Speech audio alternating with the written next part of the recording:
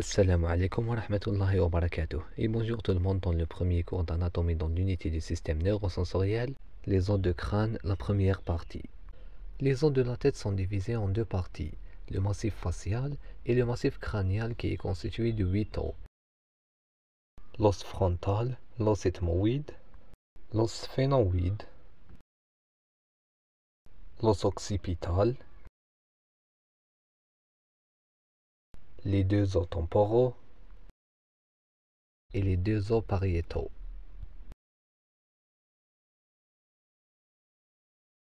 Les os de crâne sont articulaires entre eux par des articulations fibreuses qui sont les sutures. Chez le petit enfant, ils sont séparés par les sutures et les fontanelles qui se ferment progressivement jusqu'à l'âge adulte.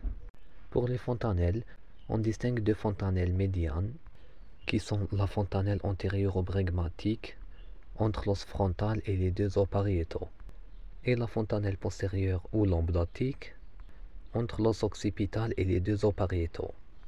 Latéralement, on a la fontanelle sphénoïdale ou ptérique qui donnera le ptérion entre l'os sphénoïde et l'os pariétal et la fontanelle mastoïdienne ou astérique entre l'os temporal et l'occipital. Pour les sutures, on a la suture coronale, la suture sagittale, la suture lambdoïde et la suture squameuse. On va commencer par l'os frontal. C'est un os impair, médian, symétrique, situé à la partie antérieure du crâne, au-dessus des cavités orbitaires et des fosses nasales. Il est formé de deux parties, une partie verticale ou frontale et une partie horizontale ou orbitonasale. Il présente à décrire une face endocrânienne ou interne et une face exocrânienne ou externe. Pour la face endocrânienne, la partie verticale est concave, elle répond aux lobes frontaux du cerveau et présente sur la ligne médiane du trou borgne ou foramen secum.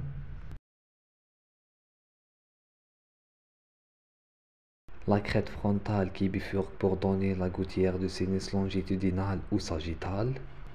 Cette partie présente latéralement les fosses frontales, les dépressions correspondant aux empreintes des circonvolutions du cerveau et des sillons vasculaires.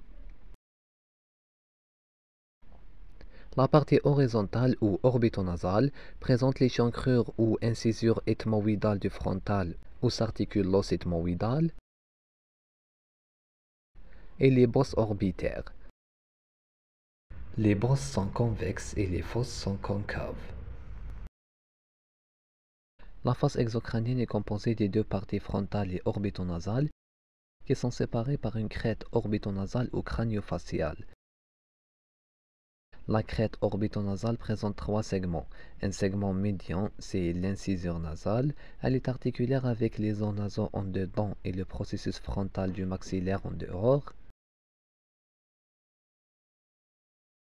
Et deux segments latéraux, ce sont les arcades orbitaires, qui présentent de dehors en dedans l'échancrure susorbitaire ou incisure supraorbitaire qui livre passage au vaisseau et nerfs susorbitaires, et l'échancrure frontale ou incisure frontale. Les arcades orbitaires se continuent en dedans par le processus nasal ou apophyse orbitaire interne et en dehors par le processus zygomatique ou apophyse orbitaire externe.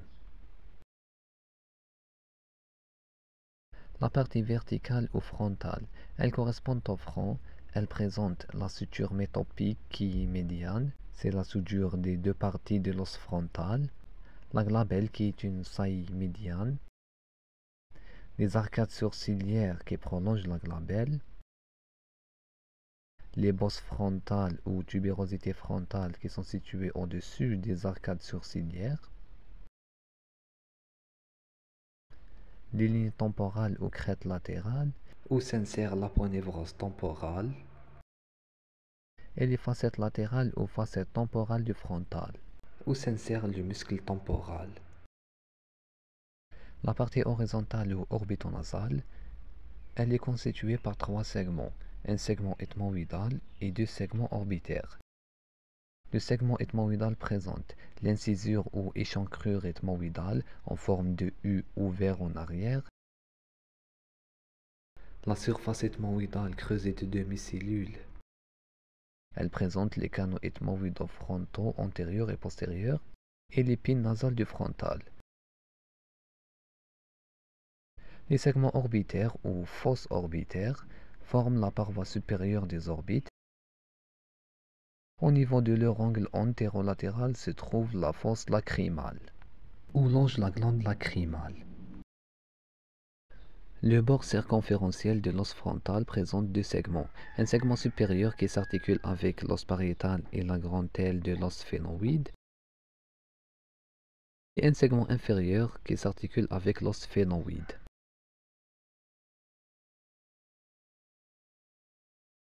Les sinus frontaux, en nombre de deux, ce sont des cavités, l'une droite, l'autre gauche, creusées dans l'épaisseur de l'os frontal près de la ligne médiane. Voici le sinus frontal gauche et le sinus frontal droit.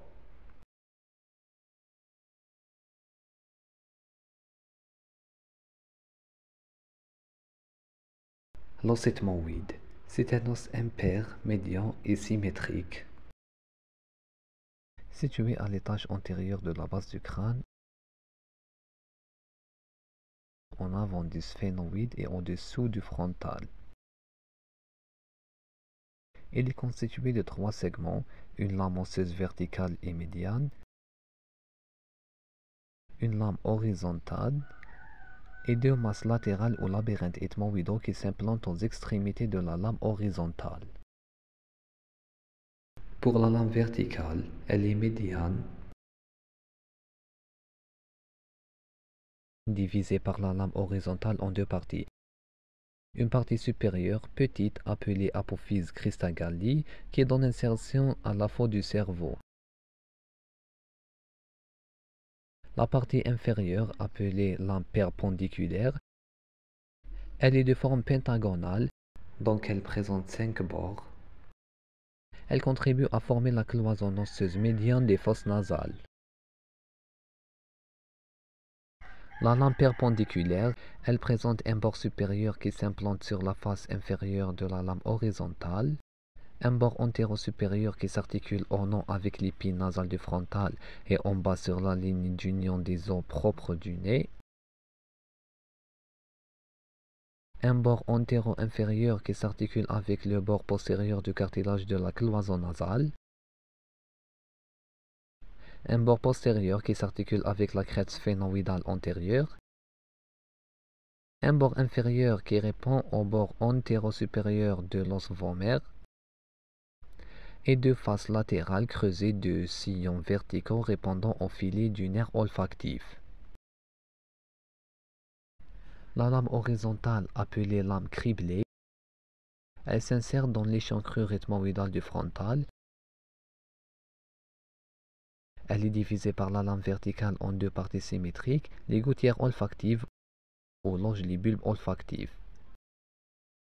Elle est appelée lame criblée parce qu'elle présente des trous par lesquels passent les filets de nerf olfactif qui est le premier nerf crânien pour atteindre les deux bulbes olfactifs. La face supérieure de la lame horizontale présente la fente ethmoïdale en avant et le trou ethmoïdal en dehors de la fente. La face inférieure répond à la voûte des fosses nasales. Les masses latérales ou labyrinthes ethmoïdaux présentent une face supérieure frontale. Elles présentent des demi-cellules qui complètent celles de l'os frontal. La face antérieure ou angéo-maxillaire, elle s'articule avec les demi-cellules de l'inguis ou lacrymale et de la branche montante du maxillaire. La face inférieure, ces demi-cellules complètent celles de la face médiale du maxillaire.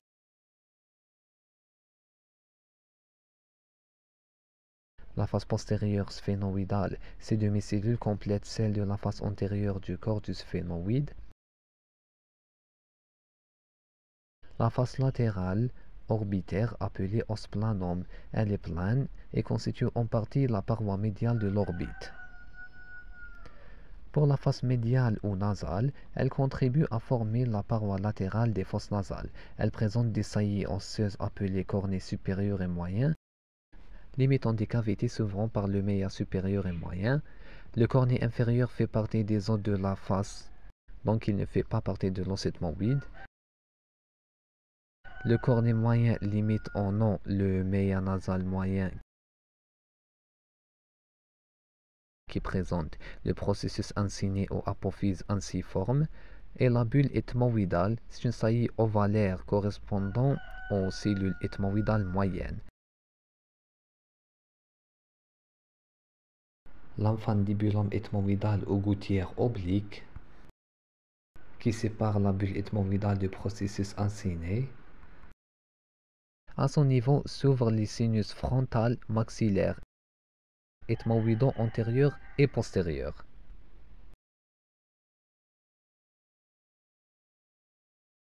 Le cornet nasal supérieur limitonnant le méa nasal supérieur. Assalamu alaikum wa rahmatullahi wa barakatuh.